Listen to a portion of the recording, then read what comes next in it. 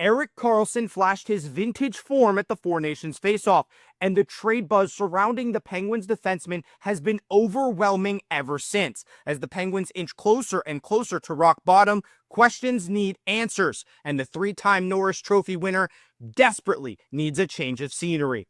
Welcome to Penguins Digest. My name is Remington Kuhn. Today, we are going to talk about Penguins defenseman Erik Karlsson, who has been one of the best defensemen in the National Hockey League his entire career until he got to Pittsburgh. This failed experiment is nearly over, and it's time to trade Erik Karlsson. We've already established that. Kyle Dubas has been outspoken. Now we dive into the trade destinations that could be possible for the Norris Trophy winning defenseman. Before we get into more about Erik Karlsson, I want you guys first and foremost to subscribe to the channel. Penguins Digest is a Pittsburgh Penguins YouTube channel that will cover the latest news, rumors, updates, analysis, anything pertaining to your Pittsburgh Penguins. So if you're a Penguins fan or you just love hockey, go ahead and hit that sub button and join our Penguins community. Let's go Pens, and let's dive into this because last night was a performance to forget. The Penguins flailed against the Broad Street Bullies. The defense was entirely exposed in that contest.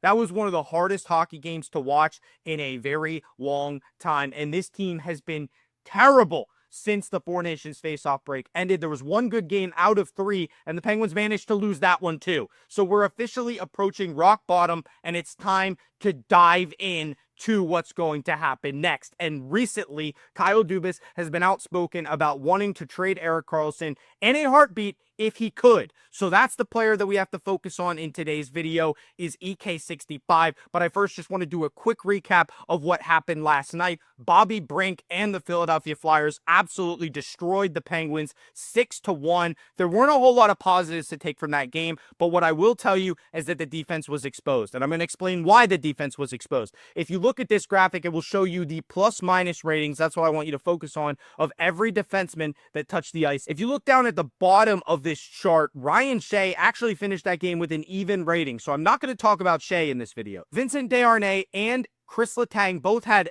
very good A-plus opportunities to score last night and did not do so. When the Penguins get scoring help from their defense, they are a better team. Last night, they didn't get any. What I will point out is that Erik Karlsson and P.O. Joseph were traffic cones last night. They got absolutely exposed. Karlsson finished with a -3, P.O. Joseph a -4. Those dudes might as well not even have been out there. And there were multiple instances where goals weren't even scored that Erik Karlsson was not in position, or if he was in position, the puck went right through him like he wasn't even there. He must be trying to do an Invisible Woman impersonation on Marvel Rivals or something because this dude was not existing. He did not exist last night. He was nowhere to be found. Every time that Erik Karlsson was on the ice, the Flyers looked like they were on a power play. They were dominating the pace of play, peppering poor Nedeljkovic last night. And Mike Sullivan even said, Nedeljkovic didn't do anything wrong last night. Ned is a great goalie. He played fine last night. Most of those goals were not his fault. It was the defense that was out of position. So my video yesterday about how we need to bring in a goalie like John Gibson is completely throw that out the window because our defense is so bad that no goalie could ever succeed in this system. And I'm not saying that getting a better goalie wouldn't help. It would help, but it would not solve our problems the way I think it would. Okay, yesterday and today, I have a completely different outlook on this team because of the defense. That was an all-time low performance by the defense last night. We didn't win a single puck battle. Mike Sullivan talked about that. We didn't take care of the puck. We didn't possess the puck. There were so many things that went wrong. We saw Vincent Desharnais literally pass the puck to nothing at least 3 times in that game. Erik Karlsson just I can't even talk about this dude anymore because he's so bad defensively. Like, yes, he flashes this offensive upside, but since he came to Pittsburgh, he's been arguably the worst defenseman at defense in the entire National Hockey League. And it's ridiculous to say that. And the fact that he can't help our power play just makes matters even worse. He's never been a good fit from the start, and it's time to get rid of him. P.O. Joseph has not worked out since that trade that Kyle Dubas made. I'm a big fan of P.O. Joseph, but he just hasn't got his legs under him. And it's been so long now since that trade that I'm starting to lose faith that P.O. Joseph could be an NHL defenseman. Matt Grzelcyk got exposed last night as well. You look at P.O. Joseph just getting run over by like Bobby Brink, who is like 5'10", maybe? And he's just running into the net and finding all the time and space he could possibly need. Flyers players were crashing the crease the way that you're supposed to, getting as much space as they wanted in the blue paint, dominating this game in every facet of the game, including the blue paint, which has been an issue for the Penguins for a very long time. Our defensemen are not physical enough. They don't know how to push guys out of the crease. They're allowing Ned to have 2 2 Flyers players within a foot of him whenever the puck's being shot on goal. How are you supposed to prevent that puck from going in the back of the net if that is what you're given? If your defense is giving you no help at all, they're not creating any space for you to work, you're being left hung out to dry, and that is exactly what the Penguins have done to their goaltenders all season long. It doesn't matter who's in net. I'm not going to defend Tristan Jarry either, but this defense is a serious problem, and Erik Karlsson is only making matters worse for this Penguins team. If you're going to give up these goals, you have to at least make some kind of impact on the offensive side of the game. Erik Karlsson has not done that. He has not done that. It's a give and take with this guy, and the argument his entire career has been, okay, he makes up for it in the offensive end. He has not made up for anything in the offensive end since he came to Pittsburgh. So I'm tired of hearing that argument. I'm tired of Erik Karlsson. He needs to get off this team. Everybody's already on board. Kyle Dubas is on board. We just need to find a trade partner. And that's what this video is going to be about. My rant is over, but we're going to talk about trade partners for the Penguins because you need a dance partner. It's okay that you want to trade him. It's okay that you know he's not part of your future anymore. It's okay that you know he's just a liability on this team. But now you have to find somebody that's willing to take the liability on for themselves. The first team that I'm going to mention today is the Ottawa Senators. And I showed you a picture of Erik Karlsson on the Senators in the open on purpose because the Senators have been linked to their former captain in the previous seasons and this season. So even when he was in San Jose, there were talks, oh, a reunion. And last year, oh, a reunion. This year, we're hearing about it again. Within the last week even, Elliotte Friedman has talked on a podcast and talked about the teams that Erik Karlsson could go to. A lot of other people are tweeting about this. A lot of other people are posting articles about this. And there have been a lot of teams listed. But one of my favorites that has been listed is the Ottawa Senators because look at their defense. They have some very solid defensemen on this team. Jake Sanderson really impressed me at the Four Nations faceoff. I already knew he was a really good defenseman. Tommy Chabot as well on the left side. I'm not saying they have an issue on the left side.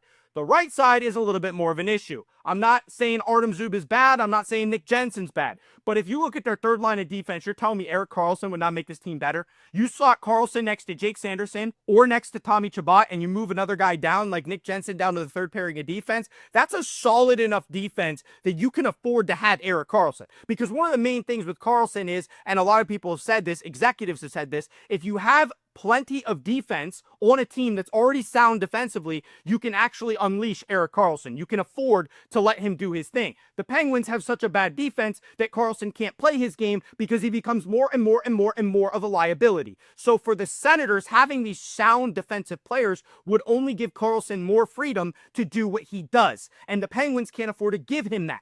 He don't have a leash in Pittsburgh. He would have a leash in Ottawa, and they love him. They've already had him before. They had him for a very long time. He won multiple Norris trophies with the Senators. He was their captain. He was their leader.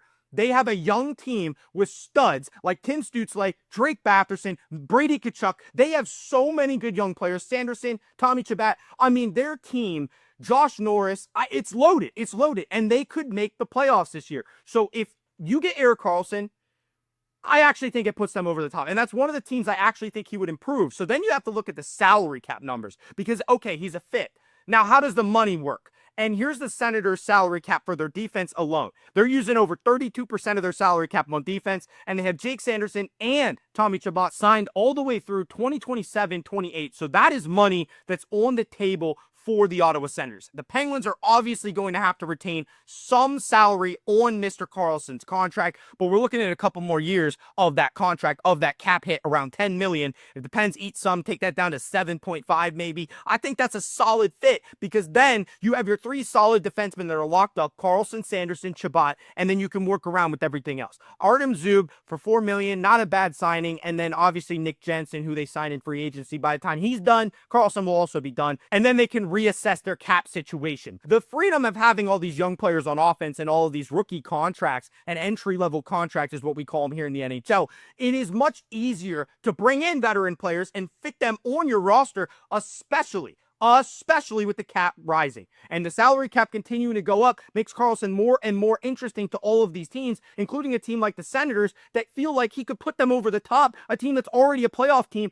He could make them a cup contender if they have this defense thing under wraps and great goaltending, which they've showed off against the Penguins in the past. Linus Ullmark is a phenomenal goaltender. I could see this reunion really happening, and I'm not just saying that. I really do believe that if Erik Karlsson went to the Senators, he would fit. And there aren't a lot of teams I can say that about. And I'm going to get into that a little bit later in the video about other teams that have been mentioned for Erik Karlsson that make no sense. The Senators at least make some sense, and that's why I'm mentioning them. The next team that I want to talk about is the Dallas Stars. And we already talked about the Stars, so I'm going to keep this one a little more brief. The reason the Stars need Erik Karlsson is because they are lacking on the defensive end as well. Just like all these other teams that we're mentioning, one big-name defenseman could make a huge impact for them. And not having Miro Heiskanen right now is a big deal for Dallas. They are in win-now mode. That's the other big thing with Dallas. They are in win-now mode. They have no time to waste. Their team is full of veterans, full of guys that want to win a Stanley Cup, and that's exactly what Erik Karlsson wants. He wants a cup. He wants an opportunity to win a cup, something that he has not had a chance to do in his career. So Erik Karlsson going into this defensive lineup with Thomas Harley, Esa Lindell, Cody Ceci, Ilya Lyubushkin, and Matt Dumba. That's your right side. Lyubushkin, Ceci, and Dumba.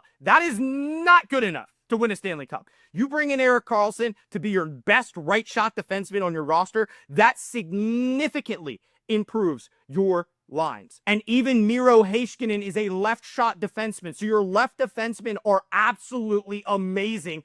Heiskanen, Harley, and Lindell. Are you kidding me? That is the best probably threesome at left shot defense in the entire National Hockey League. But your right side is depleted. I mean, weak. And that's why you went out and got Ceci. That's why you went out and got Dumba. Imagine Karlsson. You could put him next to whoever you think is the most defensive sound left shot defenseman on your roster and unleash this guy. Unleash the Erik Karlsson that everybody wants to see. The version that cannot be unleashed in Pittsburgh. The version that would be able to be unleashed in Dallas with a solid goaltender, again, similar to the Ottawa Senators. They have Jake Ottinger. They have plenty of goaltending, plenty of defense. They need Erik Karlsson. Karlsson would definitely make them a better team. I stand by that. I really do believe he would improve this team, put them over the top, and that's what we're really looking at here because Karlsson wants to contend. That's the first thing you look at. Is it a contending team? Do they have the money? And then is it a fit? Those are really the only three things you have to really check off, and then you just got to figure out what the deal is going to look like. So the Stars are willing to dance here. They've already been linked to him in the past. I talked about it in a previous video. Heiskanen on IR actually helps them to free up a little bit more cap space, and they could manipulate things cap-wise heading into the postseason and put guys on LTIR if they have to. Tyler Seguin was on LTIR. He resumed skating based on what I had read yesterday about the Dallas Stars. So that would be some cap space that's free right now that would allow them to bring in Karlsson before the deadline and then just make the money work. Make the money work one way or another because you know it helps your team. Look at their cap space for defense. They're spending about 36% of their cap on defensemen, which, hey, that's a hefty penny. But when you have defensemen like Heiskanen, Lindell, Harley, Karlsson, nobody's going to ask questions. Nobody's going to ask questions. So I think this is a good fit. They have plenty of young guys on their roster that don't need contracts yet, that they can afford to keep on those entry-level deals for a couple more years. And that frees up the ability to bring in a guy like Karlsson because they have a little bit of money and they can work the money around just a little bit. And if the Penguins retain a couple $1 million, that's going to only push this deal even further into existence. And I really do believe this would be a good fit as well. So Ottawa, I'm in.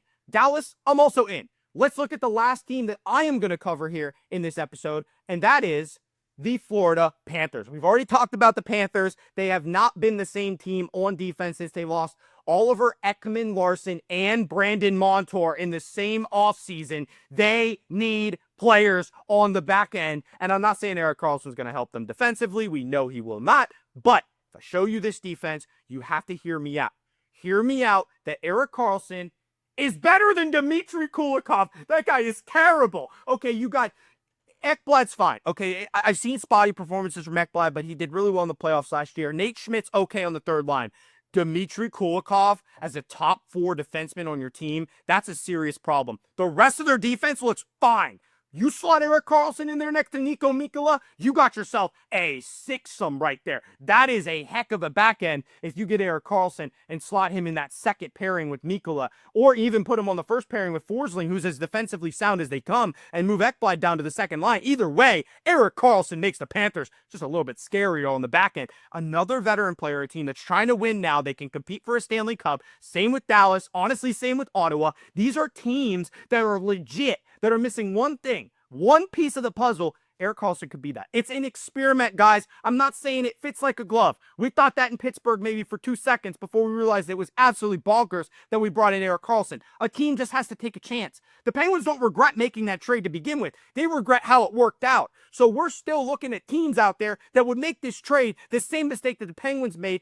If it works out, it works out. If it doesn't, it doesn't. It's not the end of the world. You take chances, you take risks, because it's what puts you over the top that really matters. Penguins were trying to go for one last Stanley Cup with Sidney Crosby, Evgeni Malkin, and Kris Letang. So what? It didn't work out. This Panthers team can actually win right now, and Erik Karlsson could help them do that. Look at that defense. They're not spending nearly anything on defense. 21% of their cap on defense. You're looking at Aaron Ekblad being a UFA in 25-26. You're looking at Nate Schmidt being a UFA. You can bring in Karlsson and keep him for the next few years of his contract and not have to worry about that. Just let Ekblad walk. Wouldn't you rather have Erik Karlsson than Ekblad? I don't know, maybe not, but the Panthers would at least have more flexibility, more options to choose between in that situation if they bring in Erik Karlsson. So I think for the Panthers, it's a good move. For the Stars as well, for the Senators, this is all teams that I believe actually could pursue Erik Karlsson, and they've been linked to him. So it's not like they're not making the calls and giving Kyle Dubas a ring and saying, hey, what do you want for Erik Karlsson? These are teams talking right now about it. And they have to determine what is their biggest team need, because they can only really afford to make one move. And if that one move is a salary retained Erik Karlsson, a right shot defenseman that all three of these teams desperately need, so be it. So be it. Here's the last thing we're going to talk about, guys. This is Bleacher Report releasing an article this morning listing 5 new teams for Erik Karlsson. The reason I did not include any of those 5 teams in my 3 is because there are reasons why none of those teams make any sense at all, but there's also reasons why maybe, don't we want the list to be as long as possible? Don't we want as many fits for Erik Karlsson as we can possibly find? Isn't that the goal? Because at the end of the day, we're just trying to find him a landing spot. We don't care where it is. We just want him the heck off our team. So if that landing spot is the most outlandish thing ever, such as, here's one of these 5 teams. This is why I didn't include these. Vegas Golden Knights. You want to guess what the reason is? Because they know how to manipulate LTIR salary space for a playoff run. That's why. That's why he was linked to Vegas. It sounded sarcastic when I read it. I'm like, it's one of those Mark Stone jokes. One of those Mark Stone memes that they're throwing out there. It's like, yeah, they know how to do that. Let's put Mark Stone back on LTIR and let's free up some cap space for Erik Karlsson. It's funny, but it's not that funny. I mean, Vegas knows what they're doing. So because they know what they're doing, they're being linked to Erik Karlsson because they think, oh, we can do the same thing and bring in Erik Karlsson. Okay, all right, fair enough. It's a good joke. Another team that was named in this report was the Columbus Blue Jackets. And why were they named? Let me think. Because they're not terrible anymore. Because they're competing for a playoff spot. And because Erik Karlsson might make them a better team. Are they a Stanley Cup contender? Absolutely not. Are they a playoff team? Maybe. But why would Erik Karlsson want to go to Columbus, of all places? Another team that was listed was the Detroit Red Wings.